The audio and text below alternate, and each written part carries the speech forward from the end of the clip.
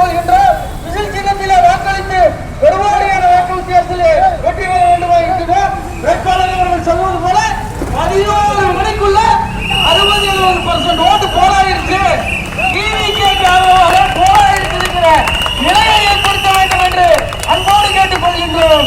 10வது சின்னம் என்ன சின்னம்? 10வது சின்னம் வெற்றி சின்னம், வெற்றி வேட்பாளர். நன்றி, வணக்கம். ஆமா, தலைவர் தளபதி அவர்கள் என்ன காஸ்டியூம்ல போவாங்கன்னு தெரியுமில்ல, வராங்கன்னு தெரியுமில்ல.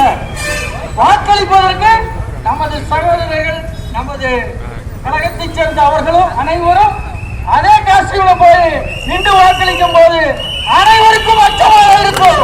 வெற்றி நமது, நாளைய தமிழ்நாடு நமது.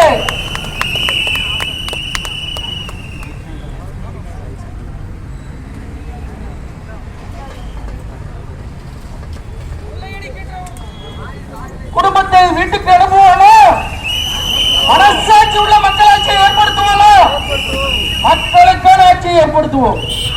மக்களுக்கான ஆட்சியை ஏற்படுத்துவோம்.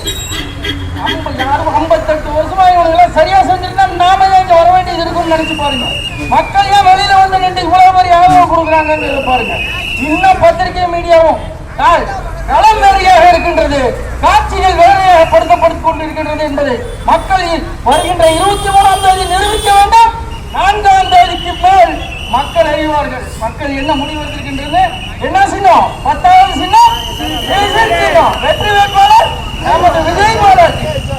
நன்றி, வணக்கம்.